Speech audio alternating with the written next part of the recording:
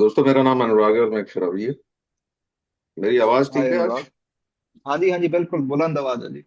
चलो, बढ़िया है। बुलंदी आनी चाहिए आवाज। दोस्तों, अभी जैसे अर्श ने कहा कि मेरा होम ग्रुप फ्रीडम ग्रुप है, और ऑनलाइन होम ग्रुप अगर हम कहते हैं, वैसे उसको यूनिटी ग्रुप ही कह सकते हैं। मेरा अपना ग्रुप है ये। और प्रभु की दया से, और आप सुंदर फेलोशिप ऑफ अल्कोहलिक्स एनोनिमस और एक खूबसूरत प्रोग्राम अल्कोहलिक्स एनोनिमस की मदद से आज के दिन मैं शराब के पहले घूंट से दूर हूँ। और यार, मजेदार जिंदगी है जब मैं अपने आप को इस प्रोग्राम में पूरी तरह इन्वॉल्व रखता हूँ, फेलोशिप में इन्वॉल्व रखता हूँ। और उससे ये हो जाता है कि मैं अपने से बाहर हो जाता हूँ, जो कि मेरी मेन समस्या है। दोस्तों, आज का टॉपिक भी बड़ा इंटरेस्टिंग है। इंटरेस्टिंग इसलिए है कि यहीं से एक्शन का प्रोग्राम शुरू हो जाता है। हमने जैसे पिछली ट्यूसडे मीटिंग्स में हमने जाना कि शराब के सामने शक्तिहीनता क्या है। एक मेंटल ऑब्सेशन की बात हो रही थी, और उसके बाद एक ड्रिंक लेने के बाद फिजिकल एलर्जी शुरू हो जाती। फिर हमारे भाई ने ये भी शेयर किया कि पहले ड्रिंक से पहले जो मेंटल थॉट्स आते थे, या जो सोच विचार आते थे, या जो एकदम आइडियाज आ जाते थे, जो इंसैनिटी के बारे में बात हो रही थी, उसके बारे में भी हम लोगों को बताया। और साथ में ये भी बताया कि अनमैनेजेबिलिटी, इस बीमारी के कारण, शराब पीने के कारण मेरी जिंदगी में जो अस्त व्यस्तता थी, उसके बारे में हमारे साथ शेयर किया। और ये प्रॉब्लम के बारे में डिस्कस किया। उसके बाद सोल्यूशन के बारे में बताया कि सोल्यूशन हमारे पास एक है, कि हमने ये माना, came to believe that a power greater than ourselves could restore us to sanity. हमने ये माना एक ऊंची शक्ति है जो हमें दोबारा संयम कर सकती है। सैनिटी मतलब हम कहीं ना कहीं इंसेन थे, जिसके कारण हमें जरूरत आ पड़ी कि भाई, अ, ये हम अपनी समस्याओं को हैंडल नहीं कर सकते थे। और तो हमें यही लगा कि यार, हम नहीं कर सकते, एक ऊंची शक्ति ही हमारी समस्या को हल कर सकती है। और आज आज हम देखते हैं कि आज जो टॉपिक है और जो नेक्स्ट स्टेप है इसका, वो है कि हमने एक निश्चय लिया, एक डिसीजन लिया कि अपने विचारों को और अपनी जिंदगियों को उस ऊंची शक्ति के हवाले कर दें, जैसे कि हम उसे समझते हैं। दोस्तों, यहाँ मेरे को बड़ी फ्लेक्सिबिलिटी मिलती है कि ऊंची शक्ति जैसा हम उसको समझते हैं, कोई पर्टिकुलर रिलीजन के बारे में हमें नहीं कहा गया कि भाई इसी धर्म की ऊंची शक्ति को आपको मानना है, या ऊंची शक्ति का ये विवरण है और मानो। और हमको ये बड़ा एक खूबसूरत ऑप्शन हमको दिया है कि अ, अगर हम मानते हैं तो बहुत बढ़िया है। जिस भी अपने धर्म के हिसाब से जिस भी भगवान को मानते हैं, तो सही है। बस दूसरा, अगर हम तैयार भी हैं, if we are willing to believe also in this higher power, तब भी वहां से शुरुआत की जा सकती है। इसके बारे में मेरा अपना एक्सपीरियंस ये है यार। मेरे स्पॉन्सर ने जब मैं भी एक एग्नोस्टिक था, और मुझे ऊंची शक्ति अगर है या नहीं है उसके बारे में इतनी मैं मानता नहीं था कि ज्यादा कुछ कर पाएगी मेरी जिंदगी में, या नहीं कर रही है। एक एग्नोस्टिक था। और मेरे स्पॉन्सर ने ये कहा यार कि तुमने जो सुना है नेचर के बारे में, या भगवान के बारे में, या ऊंची शक्ति के बारे में, जो भी तुम्हारे विचार है, तुम एक छोटी सी पर्ची पे लिख लो। और मैंने कहा हाँ यार, कोई नेचर चला रहा है, यूनिवर्स को कोई चला रहा है, ये सारे संसार को कहीं ना कहीं चल रहा है। दिन होता है, रात होती है, ये पेड़ हैं, पक्षी हैं, सारे जानवर अपने अपने रूटीन से जिंदगियां जी रहे हैं। कोई ना कुछ है, कोई पावर है। बट उस समय मैं यही कहता था यार, मेरे लिए वो पावर नहीं है।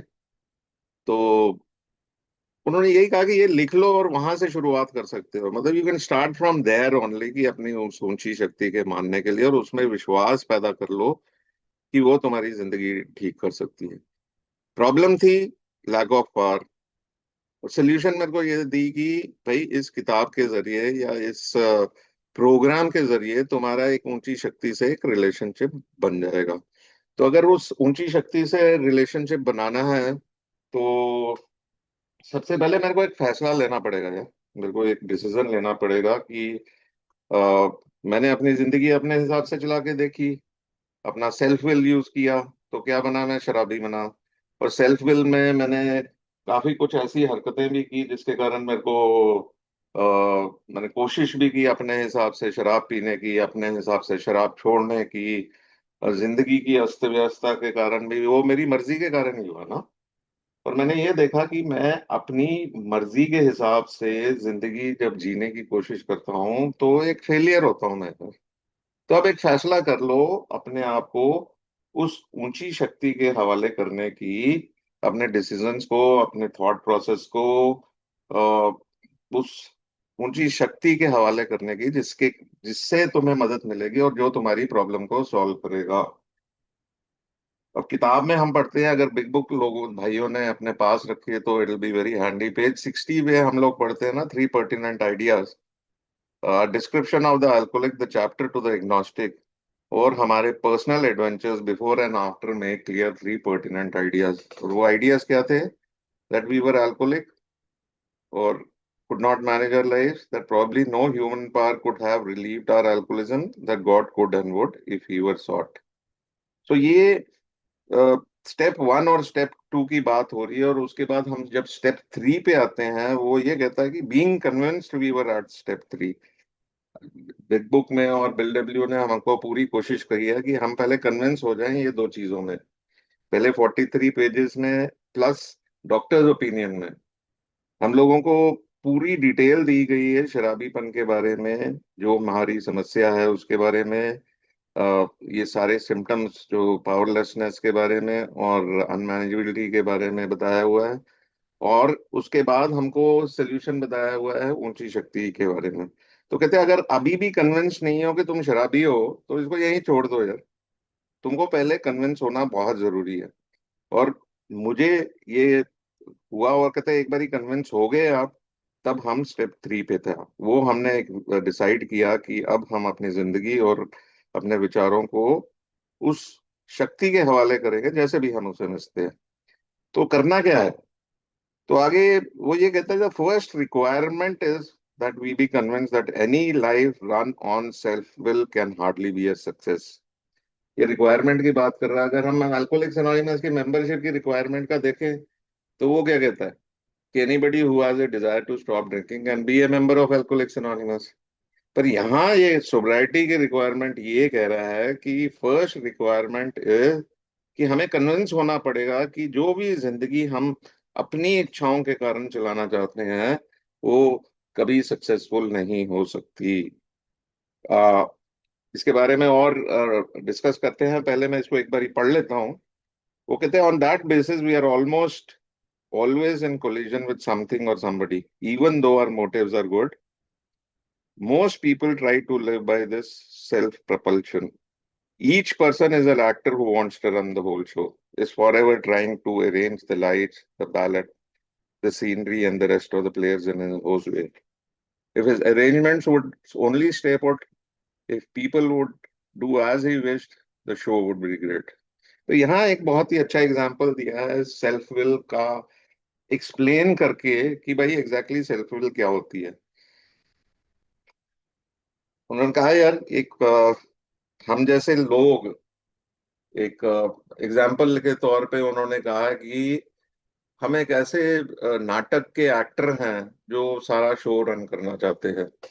अगर हम फिल्म की बात करें, इंडिया में अगर कोई अच्छे डायरेक्टर की बात करें तो चलो सुभाष घई को ले लेते हैं, जो मेरे दिमाग में इस समय आ रहा है। तो सुभाष घई ने एक पिक्चर बना रहा है, उसमें सारे एक्टर रखे हैं और उसमें से एक छोटा सा रोल मेरे को भी मिला हुआ है कि भाई तूने ये काम करना है, तूने इस पर्टिकुलर में सीन में तुमने यहाँ आके ये काम करना है। और मैं बीइंग एन अल्कोहलिक और बीइंग माई पर्सनालिटी की I want to run the show यार। मैं अभी पिक्चर शुरू होती है, मैं सुभाष घई के पास जाता हूँ, उसको कहूंगा कि भाई इसको अगर ये सीन को इस हिसाब से करेगा ना ज्यादा बढ़िया रहेगा। साथ में लाइटिंग वाले को कहूंगा तो यार ये लाइट बिल्कुल सामने को आ रही है, थोड़ा साइड पे करेंगे तो बहुत बढ़िया हो। और ये हम सबकॉन्शियसली कर रहे हैं, ये जानबूझ के नहीं कर रहे हैं। हमारी नेचर में ये बिल्कुल फिट हो गया कि हम we want to run the whole show. हमें लगता है कि हम बेटर गाइड कर सकते हैं, सुभाष घई से बेटर एक्ट कर सकते हैं। है क्या हूं मैं? एक एक्टर ही हूँ, वो भी पता नहीं मेन एक्टर भी नहीं हूँ, साइड वाला एक्टर हूँ। और मैं कोशिश कर रहा हूँ सुभाष घई को बताना कि पिक्चर कैसे बनती है, और यही मेरी सीन है। और सुभाष घई या बाकी लोग मेरी बात मानते तो मैं बड़ा खुश होता हूँ, अगर नहीं मानते तो फिर मेरे को बड़ी खुंदक आ जाती है। मैं ये समझते ही नहीं, मैं देखो इतना भला सोच रहा हूँ इन लोगों का। कहते हैं प्यार से भी बात करता हूँ, कभी कंसिडरेट भी होता हूँ, पेशेंट भी होता हूँ, और कभी कभी जनरस भी हो जाता हूँ, पर लोग सुनते ही नहीं मेरी बात। मेरे को बड़ी फ्रस्ट्रेशन होती है, और नहीं सुनते तो मेरे को गुस्सा चढ़ता है। ये नहीं है कि ऐसे मैं रेगुलर बेसिस पे करता रहूँ तो सुभाष घई ने उठा के मेरे को बाहर मार देना मूवी, फिर मेरे को फ्रस्ट्रेशन हो जानी है। अपने आप को मैं बहुत ज्यादा समझता हूँ। और सेल्फ विल के बारे में और भी बहुत से एग्जाम्पल्स हम दे सकते हैं।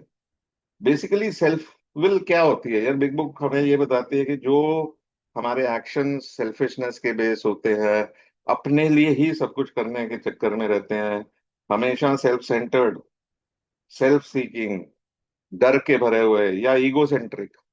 ईगो भी मेरी पूरी कूट कूट के भरी होती है यार। ईगो, मैं अपने आप को इतनी ईगो होती है, जिसे कहा जाता है कि अल्कोहलिक्स में ना, alcoholics are ego maniacs with inferiority complex. है पूरी ईगो कूट कूट के भरी हुई है, पर अपने आप को कम नहीं समझना। बट अंदर से, अंदर से हम बड़े खोखले हैं। हमको लगता है यार कि शायद we are not capable of doing this, और नहीं, और we are not worth it. मतलब हम अपने आप को वर्थलेस ही समझते हैं अंदर से, पर आगे जो दिखाते हैं कि हम बिल्कुल, भाई हमारे जैसा कोई नहीं। हम सब ने वो स्टोरी सुनी होगी ईगो के बारे में। एक छोटी सी स्टोरी याद आ रही है मेरे को, the fox and the grapes. वो लोमड़ी और वो अंगूर खट्टे वाली कहानी सुनी है? पहली बार वो लोमड़ी जाती है अंगूर को खाने, और जब कोशिश करती है उससे अंगूर नहीं पकड़े जाते, या उस तक नहीं पहुंच पाता, तो वो यही कहता है यार अंगूर खट्टे हैं। और इस स्टोरी में थोड़ा और ट्विस्ट आगे ये है कि उसको लगता है यार बड़ी बेइज्जती हो गई, अंगूर के पास पहुंच नहीं पाया मैं। तो मैं ऐसे करता हूँ, थोड़ा प्रैक्टिस करता हूँ। वो जिम शिम जाता है, लोमड़ी वहाँ अच्छी ताकत से जोर लगाता है, पूरा कोशिश करता है किसी ना किसी तरीके से मैं एक्सरसाइज करूं, जंप की प्रैक्टिस करता हूँ। और करीब 6 महीने बाद दोबारा जाता है उसी जगह पे, और फिर कोशिश करता है अंगूरों को पकड़ने के लिए, और इस बार ही पकड़ लेता है। पर अनफॉर्चुनेटली इस बार अंगूर खट्टे ही होते हैं फिर भी। तो पर उसकी ईगो पे चोट आती है, और नीचे आके वो ये खा पी के कहता है हाँ हाँ अंगूर मीठे हैं। मतलब ये भी नहीं मानना सच्चाई में कि भाई अंगूर खट्टे हैं तो खट्टे बोलो, क्या फर्क पड़ जाता है। बट ईगो है कि मैंने देखो इतनी मेहनत की, लोगों को पता है मैंने मेहनत की, उसके बाद भी जब मैं पहुंच पाया हूँ, एटलीस्ट ये अचीवमेंट है सेकेंडरी। मेन ये है कि भाई अंगूर जब खट्टे निकलते हैं तब भी मानने को तैयार नहीं है। और उसी टाइप की मेरी पर्सनालिटी थी, दुनिया में दिखावे के लिए मैं कुछ भी करने को तैयार था। बट फाइनली जब ईगो पे चोट पहुंचती थी तो मेरे को बड़ा बुरा भी लगता था। तो ये एक ईगो की, ईगो सेंट्रिक पर्सनालिटी जो मेरी है, उसके बारे में ये लगता है। और आगे सेल्फ विल का ये भी बताया यार, मैं अपने ऊपर ज्यादा रिलाई करता हूँ दूसरों पे, या ऊंची शक्ति पे कम रिलाई करता हूँ। मैं सोचता हूँ जो मैं सोच रहा हूँ वो अच्छा है, और बाकी बाकी शायद इतने अक्लमंद नहीं है जितने मैं हूँ। और सेल्फ विल पे जब मैं काम करता हूँ, लोगों को मैनिपुलेट करने की कोशिश करता हूँ अपने हिसाब से चलने के लिए, यही कि भाई मेरा काम निकल जाए, चाहे दूसरों को तकलीफ हो या ना हो। या कोई खुंदक वाली बात होती है, अगर किसी ने मेरे को कुछ कहा तो मेरे को ये लगता है यार इसने मेरी बेइज्जती कर दी है, तो मैं या तो उसी टाइम उसको जवाब देकर उसका बदला लेना कोशिश करता हूँ, या मौका ढूंढता हूँ कि कब इसको मतलब टिका के जवाब दे सकूं, क्योंकि इसने मेरे को दिया है। क्योंकि बड़ा स्लाइमी काइंड का होता हूँ। कई लोग तो मेरे जैसे मुंह फट होते हैं कि इमीडिएटली जवाब दे देते थे, पर कई लोग मौका ढूंढते थे कि भाई दूसरे आदमी को जवाब कैसे देना। और जो भी मेरे डिसीजंस होते थे वो सेल्फ के बेस पे होते थे। या तो मेरे डर या मेरी ग्रीड या मेरी प्राइड के बेसिस पे ये सारी चीजें होती थी। और मुझे लगता था यार मैं ही सबसे समझदार हूँ, आगे लोग इतने समझदार नहीं है, लोग थोड़े बेवकूफ है, मेरे जैसा अक्लमंद कोई नहीं है।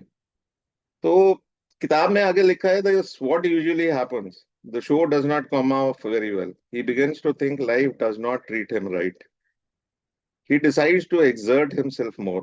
The more he becomes on the next occasion is still more demanding or gracious. जब उसके हिसाब से चीजें नहीं चलती, शो उसके हिसाब से नहीं चल पाता, तो वो और जोर लगाता है यार, और जोर लगाता है कि इस बार ही मैं अपने हिसाब से चीजें चलाऊं, अपने हिसाब से चीजों को डायरेक्ट करूं मैं। या और लोगों के आसपास अपने, ज्यादा तकलीफ किसको पहुंचती है, मेरे आसपास के लोगों से ही होता है, जिन लोगों से मेरा डेली संपर्क है, उन लोगों के साथ मेरा ज्यादा रहता है इंटरेक्शन, उन लोगों को ज्यादा तकलीफ पहुंचाता हूँ। कहते बार बार करने के बाद भी जब चीजें मेरे हिसाब से नहीं होती, फिर मेरे को गुस्सा पड़ चढ़ता है, मैं लोगों को मतलब बर्दाश्त करना अंदर से कुढ़ता रहता हूँ, अपने ऊपर बेचारापन भी आता है। और वो कहते हैं भाई प्रॉब्लम क्या है, उसकी बेसिक ट्रबल क्या है, क्या वो ये नहीं चाहता है कि भाई सब कुछ उसी हिसाब से हो? Is he not a victim of the delusion that he can wrest satisfaction and happiness out of the world only if he manages well? अगर वो अपने हिसाब से, वही इसको अपने में कमी नजर आती है, ये नहीं देखता कि ये जो मेरी एटीट्यूड है वो गलत है। उसको यही लगता है कि शायद मैं अच्छे ढंग से अगर मैनेज करूं चीजों को, शायद मेरी जिंदगी अच्छे ढंग से चल पड़ेगी। वो ये नहीं देखता जो मेरी जिस हिसाब से मैं ये करने की कोशिश करता हूँ वो बिल्कुल गलत है, ये एटीट्यूड ही गलत है कि मेरे हिसाब से सब कुछ होना चाहिए। उसको ये नजर नहीं आता मेरे जैसे शराबी को, और फिर प्रॉब्लम बढ़ती है। ये 61 और लास्ट पैराग्राफ ये कहता है our actor is self centred egocentric as people like to call it nowadays. बस आत्म केंद्रितता और अहंकार से भरा हुआ, ये मेरी पर्सनैलिटी थी। मैं अपने ही हिसाब से सब लोगों को चलाना चाहता था। मैं इनफैक्ट बाद में देखता हूँ सोबर होने के बाद भी मेरे में ये कुछ पर्सनालिटी के ट्रेड्स थे। एक ही सेवाओं में जब अपने आप को मैं इन्वॉल्व करता था, तब भी मैं चाहता था I want to run the show यार, मेरे हिसाब से चीजें चलनी चाहिए। मतलब I am a very good team player till the time I am the captain of the team. मैं जब तक बड़े अच्छे ढंग से पार्टिसिपेट करूंगा, जब तक मेरे हिसाब से सब कुछ चल रहा है, मैं कैप्टन हूँ, मैं ही मैनेज कर रहा हूँ। एज ए टीम प्लेयर मेरे को बड़ी तकलीफ होती थी, but gradually things started improving. मैंने सोचा यार मतलब देख के धीरे धीरे जब प्रोग्राम को अप्लाई करना शुरू किया, एहसास होने लगा क्या कुछ है, तब जाके चीजें बढ़ने लगी। और मतलब मेन चीज यही है कि मुझे ये देखना पड़ा कि भाई अपने हिसाब से जिस हिसाब से मैं चला हूँ वो एक फेलियर हूँ।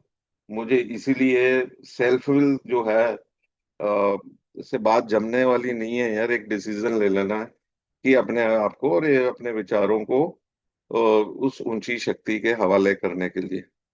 और डिसीजन लेने का मतलब नहीं है कि मेरा काम हो गया, उसके बाद एक्शन का प्रोग्राम है। भाई अगर मेरे को एक एग्जांपल और जो याद आता है कि तीन मेंढक बैठे हुए थे पॉन्ड के किनारे, एक तालाब के किनारे, और दो मेंढकों ने ये डिसाइड किया कि वो जंप करेंगे। तो कितने मेंढक रह गए? आंसर यही है कि यार लोग कहेंगे एक रह गया, लोग कहेंगे दो जंप कर गए, और रह तीन के तीन गए, क्योंकि दो मेंढकों ने डिसाइड ही किया था कि हम तालाब में छलांग मारेंगे, पर किसी ने एक्शन नहीं लिया ना। यहाँ भी यही बात है, अगर सिर्फ डिसीजन लेने से वो बात जमती नहीं। हाँ, डिसीजन एक फर्स्ट स्टेप है कि मैं अपने विचारों को उस ऊंची शक्ति के हवाले कर सकता हूँ या करूंगा जो मेरी जिंदगी को चलाएगा, और उसके लिए मेरे को फिर बाकी का प्रोग्राम करना पड़ेगा जो मेरा एक रिलेशनशिप उस ऊंची शक्ति के साथ बना रहा है। सो किताब में जब हम पढ़ते हैं कि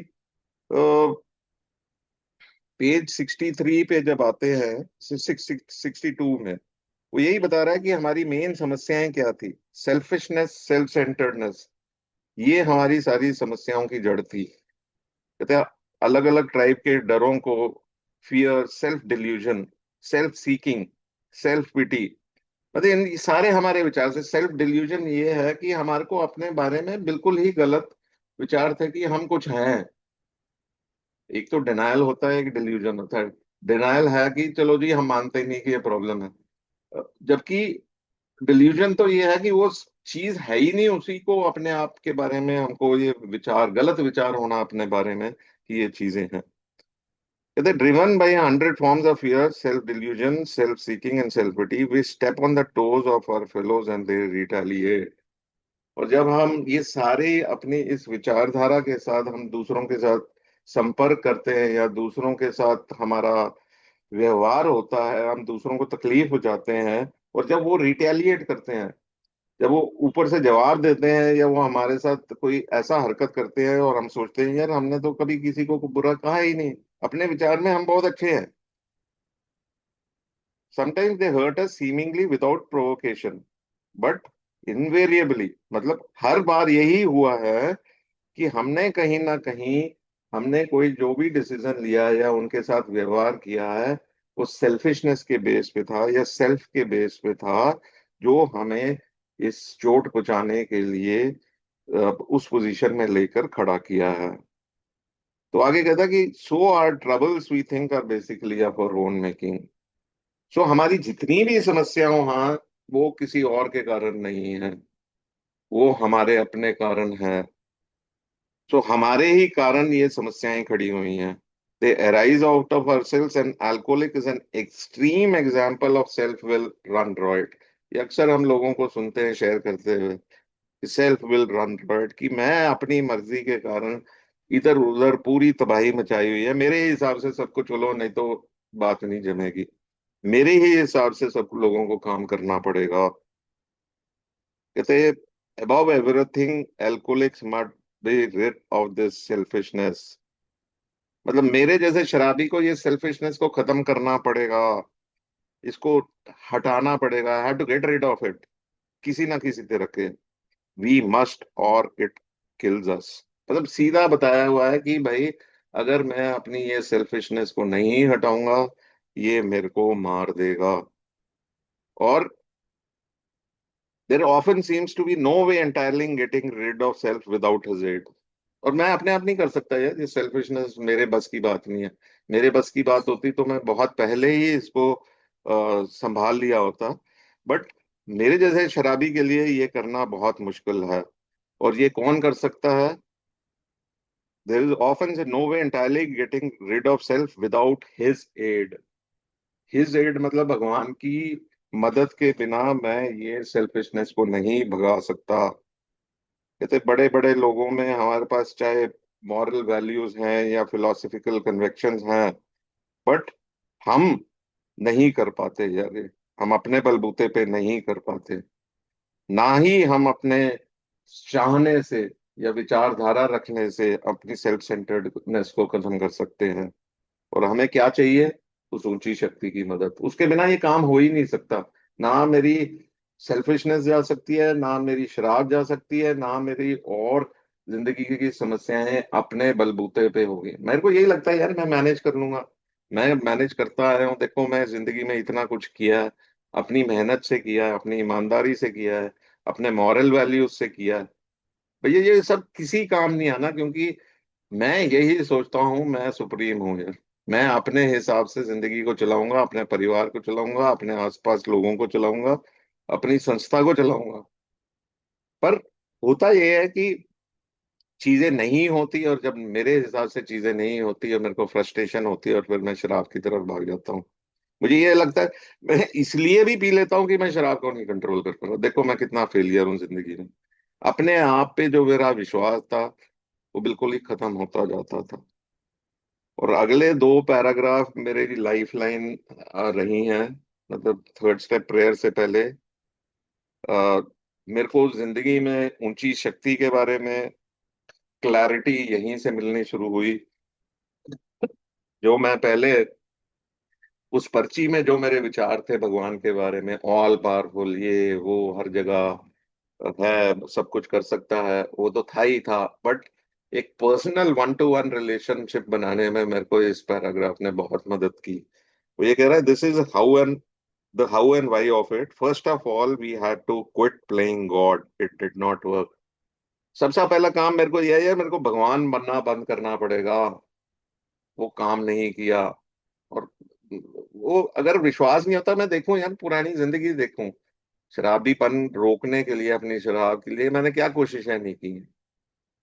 उसके बाद उससे रिलेटेड जो भी अनमैनेजेबिलिटी आई है लाइफ में, सिर्फ शराब के पीने के कारण अनमैनेजेबिलिटी नहीं थी, मेरी पर्सनैलिटी में एक अनमैनेजेबिलिटी थी। मैं जब शराबी नहीं था तब भी मेरी जिंदगी अनमैनेजेबल थी। क्यों? मैं अपने हिसाब से, मेरी पर्सनैलिटी में ये डिसऑर्डर है जिसके कारण ये है। और यहाँ ये कहता है यार, मेरे को भगवान बनना बंद करना पड़ेगा, ये काम नहीं किया। Next, we decided that hereafter in the drama of life God was going to be a director. उसके बाद हमने एक निश्चय लिया यार, ये जो जिंदगी का एक ये जो रंगमंच है या ड्रामा है, इसमें वो ऊंची शक्ति जिसको भी हम मानते हैं, वो हमारा डायरेक्टर होगा। मतलब ये वो डायरेक्टर होगा और मैं एक्टर होऊंगा, और जैसे वो मेरे को कहेगा काम करने के लिए, डायरेक्ट एक्शन देने के लिए या रोल प्ले करने के लिए, वो मैं प्ले करूंगा यार। देखो जिंदगी में मेरे को बहुत से रोल प्ले करने पड़ते हैं यार। मैं जब पैदा हुआ था उसके बाद एक बेटे का रोल था मेरा माँ बाप के पास। फिर जब मैं स्कूल गया, मैं was a student in school, वो रोल प्ले करना था। ये जिंदगी के अलग अलग पहलुओं में अलग अलग रोल थे। फिर बड़ा हुआ, मैं जिस किसी कंपनी में नौकरी कर रहा था, वहां मेरे को एक एम्प्लॉय का रोल प्ले करना पड़ा। और रोल प्ले करता हूँ एज ए, मतलब करना पड़ा नहीं, I am an employ so I have to play that role. फिर धीरे धीरे मैं काम में भी प्रगति हुई तो मैं बॉस हूँ, और बॉस का रोल प्ले करना पड़ा। फिर शादी हुई, एक हस्बैंड का रोल। बच्चे हुए, एक फादर। एक माँ बाप के साथ तो बच्चे का रोल है ही है, एज ए सन। और वो रोल को अच्छी तरह मेरे को निभाना है। और यहाँ मैं ये कह रहा हूँ कि जो भगवान ने मेरे को डिफरेंट रोल्स मेरे को दिए हैं, उसको मैं अच्छी तरह निभा सकूं। वो डायरेक्टर है, मैं एक एक्टर हूँ। घर पे मैं as a husband, as a father, as a son, I have to play those roles in a perfect way. हर जगह मैं अपने आप को डायरेक्टर बनने की कोशिश ना करूं। हाँ हाँ, कई जगह मेरे को लीड लेकर डिसीजन लेने पड़ते हैं, वहां मेरे को लेने हैं।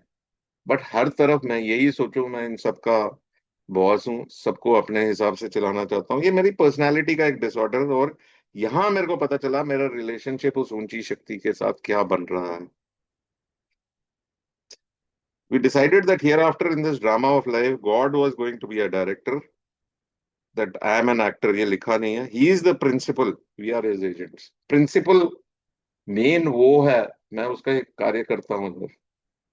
प्रिंसिपल जैसे इंश्योरेंस कंपनी का एग्जांपल लेते हैं, कंपनी को तो हम डायरेक्टली हमारी इंटरेक्शन नहीं होती, हमारे तो उनके एजेंट से होती है जो हमारे पास आते हैं और हमको सही बताते हैं। और उसी हिसाब से मेरे को उसका एजेंट बनना है। भगवान एक मेन है और उसका मैं एक एजेंट हूँ। He is the father, we are his children. वो बाप है, वो पिता है, और मैं एक बेटा हूँ। और पिता के पास रहकर हम सब देख सकते हैं यार क्या हमको सिक्योरिटी मिलती थी। मैं जब छोटा था मुझे याद है, मेरे फादर मेरे को उछालते थे ऊपर, और मैं खिलखिला के हंसता। और नॉर्मली बच्चे करते हैं, उनको एक एक्साइटमेंट होती है, कहीं ना कहीं एक विश्वास था यार, मेरा फादर मेरे को गिरने नहीं देगा, he is there for me. तो मेरे लिए ये एक रिलेशनशिप बनना शुरू हुआ उस ऊंची शक्ति का के साथ, जो पहले नहीं था यार। मैं उसको सोचता था एक कुछ ताकत है, जैसे मैं पहले भी बता रहा था ना, कोई ताकत है जो दुनिया को चला रही है सब कुछ। मेरा पर्सनल कोई रिलेशनशिप नहीं था उस ताकत से। यहाँ आकर जब मैंने ये पढ़ा और इसको मैंने, मतलब इट्स सिंक्ड इन यार, कि वो मेरा यार प्रिंसिपल है, डायरेक्टर है, मेरा फादर है। तो जब ये रिलेशनशिप बना, तो मेरी जिंदगी को देखने का नजरिया बदल गया। मेरा एक उस ऊंची शक्ति के साथ रिलेशनशिप बनने का नजरिया बदल गया। आगे लिखता है, most good ideas are simple and this concept was the keystone of the new and triumphant arch through which we pass through freedom.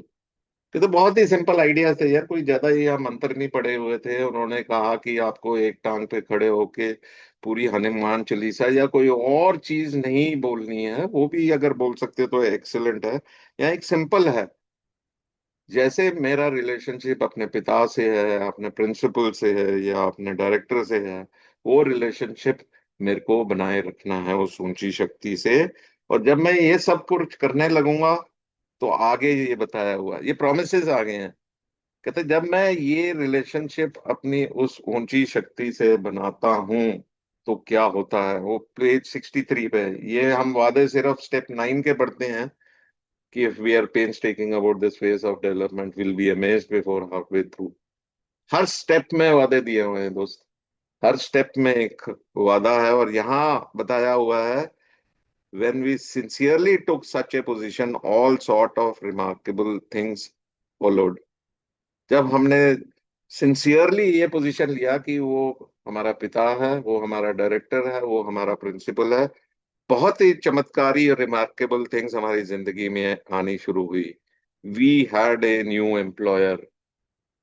Employer वो होता है जो हमको काम भी बताता है, जो हमको तनख्वाह भी देता है, जो हमको डायरेक्शन भी देता है क्या करना है। कहते हैं हमें एक नया एम्प्लॉयर मिल गया, एक नया मालिक मिल गया, एक नया बॉस मिल गया है मेरे को। Being all powerful, he provided what we needed. Being all पर इतना ताकतवर, इतना शक्तिशाली है, हमारे पास प्रॉब्लम क्या थी? शक्ति की कमी तो हमारी घाट थी, हमारी समस्या थी। यहाँ वो बता रहा है कि एक शक्ति जो ऑल पावरफुल है, वो हमें सब कुछ प्रोवाइड करेगा जो हमारी जरूरत है। क्यों? एक प्री कंडीशन भी आ गया, if we kept close to him and performed his work well. अगर हम उससे समीप रहे और उसका काम सही ढंग से करते रहे। और उसके समीप कैसे रह सकते हैं हम? प्रार्थना करके, प्रार्थना और ध्यान के माध्यम से हम उस भगवान के साथ मतलब उसके साथ एक रिश्ता कायम कर सकते हैं और उसका काम करते हैं। उसका काम क्या है यार? Performed his work well. भगवान का काम क्या है? लोगों की मदद करना, लोगों को उनकी प्रॉब्लम सॉल्व करना। Is a loving God, caring God, forgiving God. जो जो मतलब जो क्वालिटीज मैं अपने पिता में देखता हूँ या अपने डायरेक्टर में देखता हूँ, वो सब क्वालिटीज उस ऊंची शक्ति में है। मैं उसका काम करता रहूं, एम्प्लॉयर हूँ, उसका काम तो करना पड़ेगा मेरे को, तभी वो मेरे को तनख्वाह देगा ना। वो मेरी सारी जरूरतों को पूरी करेगा अगर मैं उससे क्लोज रहूं, उसके पास रहूं, उसके साथ रहूं और उसका काम ठीक ढंग से करता रहूंगा। Established on such a footing, we became less and less interested in ourselves, our little plans and decides। और इस हिसाब से जब हमारा विचारधारा बन गई, एक इस हिसाब से जब हमने काम करना शुरू किया, और हम अपने आप में और अपने जो प्लान्स हैं, जो स्कीमें लगाते थे, वो सब कुछ पीछे रह गई हैं। जो हमारी सोच थी, जो हमारी सोच क्या हो सकती है यार उस ऊंची शक्ति की सोच के सामने? उस ऊंची शक्ति की सोच हमेशा अच्छी होती है। It is always loving, it is always helping, it is always creating. नई चीजें क्रिएट करता है वो, उसको क्रिएटर कहते हैं हम। तो हम जब उसके हिसाब से चलते हैं, तो हमारे छोटे छोटे प्लान, हमारी स्कीमें, हमारे मैनिपुलेशंस, ये सब हमको सब छोड़ देना पड़ता है यार। हमारे अपने आइडियाज उडियाज चलने शुरू होते हैं। More and more we became interested in seeing what we could contribute to life.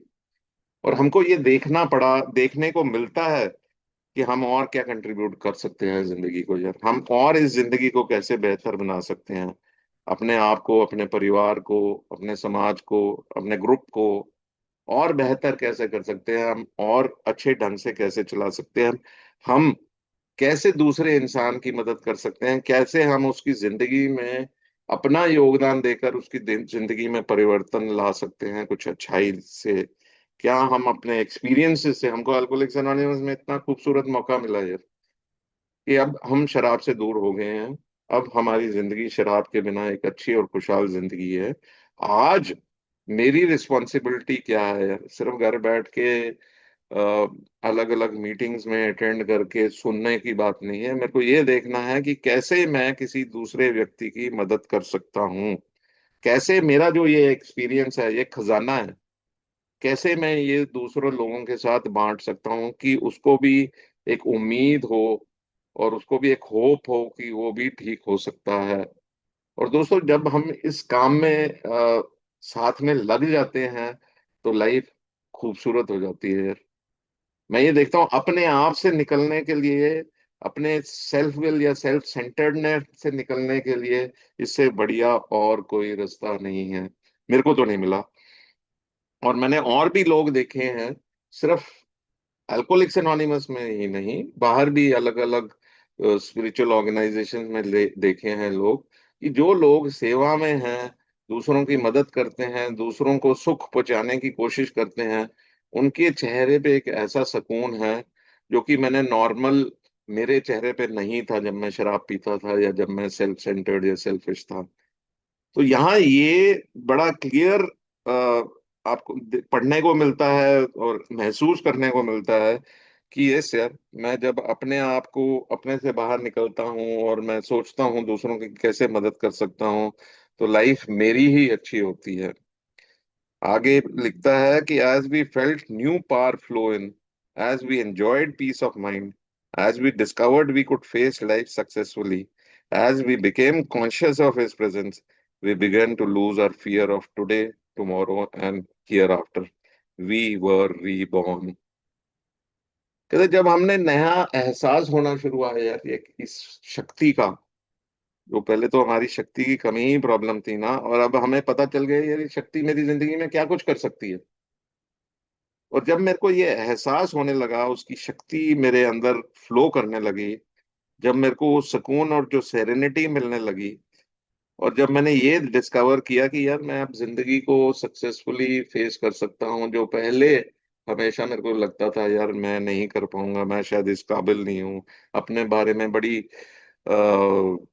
Negative feelings थी, इंफीरियोरिटी कॉम्प्लेक्सेस थे, लो सेल्फ एस्टीम थी। अब धीरे धीरे अब लगा कि यस यार, उस ऊंची शक्ति की मदद से मैं जिंदगी को लाइफ की टर्म्स पे फेस कर सकता हूँ, जिंदगी को एक्सेप्ट कर सकता हूँ। अ, और as we discovered we could face life successfully, as we became conscious of his presence, जब हमें महसूस होने लगा कि उसकी प्रेजेंस के बारे में हमें एहसास होने लगा, एक we became conscious, तो हमारे डर चले गए यार, आज के डर, कल के डर और इसके बाद के डर चले गए। क्योंकि मेरे को पता है यार, बैठा है ऊपर, मुझे पता है ऊपर बैठा है यार, जिसको मैं अपने ही हिसाब से बुला सकता हूँ। मैं अपने को कहता हूँ मेरा बाबा बैठा है यार ऊपर, वो सब कुछ संभाल लेगा। वो बैठा है, वो सब कुछ देख लेगा यार, जैसे भी है मेरे को टेंशन नहीं है। वो है ना, अगर मेरे को आज समस्या भी आ रही है, वो एक बैठा है ऊंची शक्ति जो मेरी जिंदगी को ठीक ढंग से चलाएगा और चला रहा है। अगर उसने मेरे को अभी दुख भी दिए है यार, तो उसका भी कोई कारण होगा। आज ही एक बहुत खूबसूरत किसी भाई का एक मैसेज आया था कि किसी मतलब स्पिरिचुअल कहानी में कि दुख मांगे थे किसी ने, और वो कहते हैं भाई तुम दुख क्यों मांग रहे हो? कहते दुख मैं इसलिए मांग रहा हूँ या मांग रही हूँ कि मैं जब दुखी होता हूँ तभी भगवान को याद करता हूँ यार। मैं दुखी होता हूँ तभी भगवान का एहसास होता है और मैं भगवान को बार बार याद करता हूँ। और कहता है मैं दुख इसीलिए ही मांग रही हूँ। आई थिंक वो कुंती और कृष्ण की कोई कन्वर्सेशन थी, उसके बारे में था। वो कहते दुख इसलिए मांग रही हूँ कि उसी कारण से मैं तुम्हें याद कर लेती हूँ। हमारा और भी कबीर जी के भी दोहे हैं, वो कहते हैं दुख में सिमरन सब करे, सुख में करे ना कोई, जो सुख में सिमरन करे दुख का एक हो। तो यहाँ भी यही बताया है कि मतलब लोग दुख होके ही सिमरन करते हैं, सुख में कभी करते नहीं।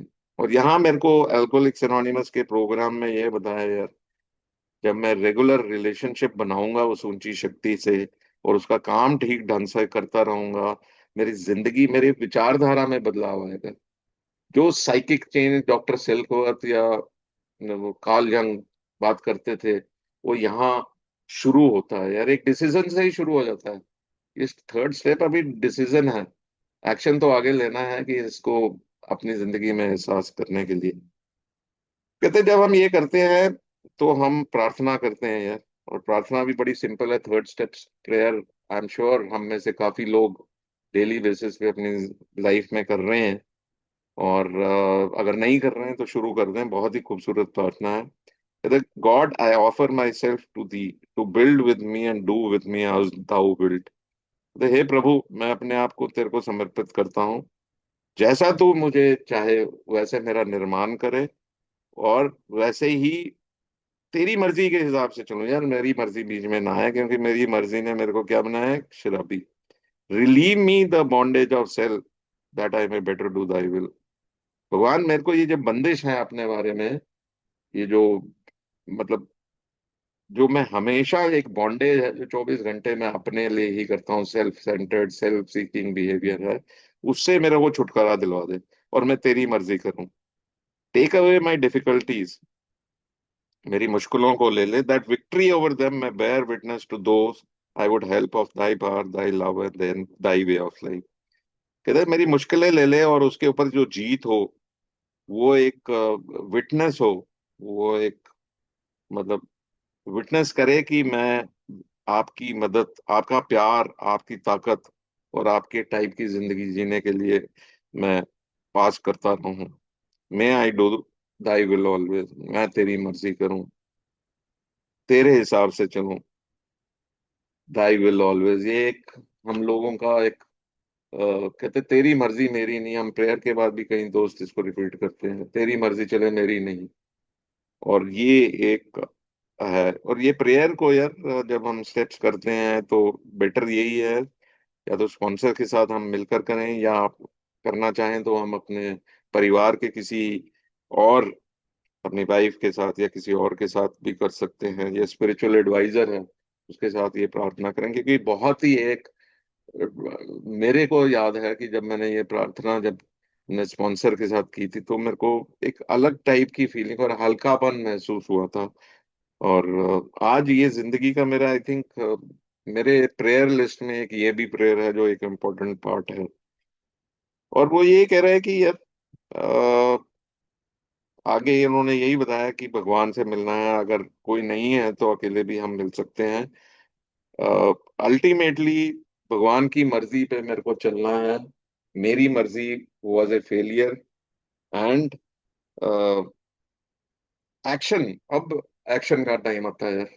ये मैं अगर डिसीजन ले लिया है, डिसीजन के ऊपर काम कैसे करना है, मैंने अपने आप को उस ऊंची शक्ति के हवाले कर लिया, जैसे मैं समझता हूँ, मैं उसके ऊपर विश्वास किया है, ट्रस्ट कर लिया है यार, कि वो मेरी जिंदगी चलेगा।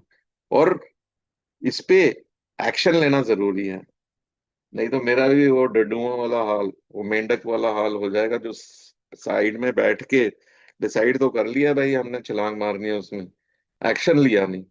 और यहाँ एक्शन क्या लेना है, स्टेप 4 5 6 7 8 9, ये स्टेप्स मैं करूंगा तो मेरा अंदर की, मैं ये मानता हूँ कि यार भगवान से रिलेशनशिप बनाना है हमें, क्योंकि उसी ने हमारी जिंदगी लॉन्ग टर्म पे चलानी है, और उसके लिए मेरे को स्टेप 10 11 12 में उसके साथ रिलेशनशिप मेंटेन करनी है, अपने अंदर का कचरा साफ करना है। 11 में प्रार्थना और ध्यान के माध्यम से एक रिलेशनशिप बनानी है, और 12वें में मेरे को इस सारी कदमों को अपने जिंदगी में अपना कर बाकी भाइयों तक ये मैसेज पास करना है। मतलब ये प्रोग्राम संपूर्ण है यार, मेरे अंदर का पहले कचरा साफ करने के लिए स्टेप 4 और 5 है। मैं अंदर जो भी गंदगी बचपन से लेकर आज तक मैंने इकट्ठी की हुई थी, मेरी ये सफाई कर रही है यार। वो कहता है यार बर्तन साफ होना चाहिए, बर्तन मैं अगर उल्टा रखूंगा और साफ नहीं रखूंगा तो उसमें कोई खाना भी नहीं डालेगा यार। और बर्तन को सीधा रखूंगा, उसको साफ रखूंगा, तभी भगवान की ग्रेस इसमें आएगी। और वो बर्तन साफ करने का तरीका है कि अपने अंदर का पहले कचरा निकालना है। कचरा कैसे निकालूंगा, स्टेप 4 में पहले लिस्ट डाउन करूंगा कि मेरी सारी समस्याएं क्या थी, मेरा सारे resentments, fears, harm done to others, sexual inventory, इन सब के बारे में मैं पहले लिस्ट डाउन करूंगा, और देखूंगा कि क्या क्या क्या चीजें रुकावटें डाल रही थी मेरी इस स्पिरिचुअल ग्रोथ में। उसके बाद स्टेप 5 में मैं अपने स्पॉन्सर के साथ इसको शेयर करता हूँ कि मेरे में ये थी, वो मेरे को बताता है यार, वो मदद करता है मेरे को देखने के लिए कि मेरे कैरेक्टर डिफेक्ट्स क्या है, मैं किन किन कैरेक्टर डिफेक्ट्स का 2 लिस्ट बन जाती है मेरे पास, एक कैरेक्टर डिफेक्ट्स की लिस्ट बन जाती है, जो फिर मैं स्टेप 6 और 7 में उस भगवान को पहले तैयार होता हूँ तो कि भगवान ये कमियां ले ले, और उसके बाद स्टेप 7 में प्रार्थना करता हूँ कि भगवान ये सारी की सारी कमियां मेरे चरित्र में से ले ले, और स्टेप 8 एंड 9 में मैं लिस्ट बनाता हूँ उन लोगों को, जिन लोगों को मैंने तकलीफ पहुंचाई है, जिन लोगों को मैंने नुकसान पहुंचाया है, या जिन लोगों को मैंने हर्ट किया है। और स्टेप 9 में उन लोगों से मैं अमेंड्स करता हूँ, भरपाई करता हूँ। एंड उसके बाद वो भी एक ऑनगोइंग प्रोसेस है। स्टेप 10 11 12 में, 10 में मैं रोज अपनी इन्वेंटरी देता हूँ कि यार आज दिन में क्या ठीक हुआ, क्या गलत हुआ, कहाँ मेरी सेल्फिशनेस उभर के आगे आई, कहाँ मैं कहीं बेईमानी की, कहाँ मैं इनकंसिडरेट था लोगों से। और उसके बाद स्टेप 11 और 12 में, 11 में मैं प्रार्थना और ध्यान में बैठता हूँ, क्योंकि वही एक तरीका है।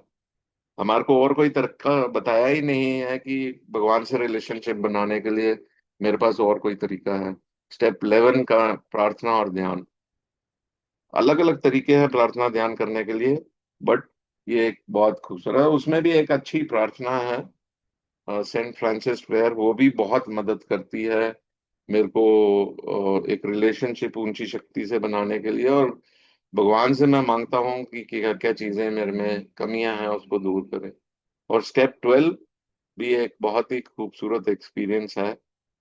ये प्रोग्राम को अपनी जिंदगी में अपनाकर फिर ये मैसेज को उस शराबी तक पास करना जो अभी भी तड़प रहा है, या नया आया है हमारे बीच, या हमारे तक पहुंचा भी नहीं है।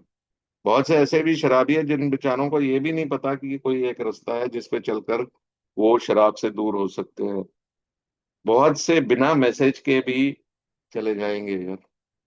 पर मेरी और आपकी ये जिम्मेवारी बनती है कि कोशिश करें यार, सिर्फ अपने आप को या अपनी एनोनिमिटी का ध्यान ना रख के, यार अपने आराम का ध्यान ना रख के कोशिश करें यार मैसेज पास करने के लिए।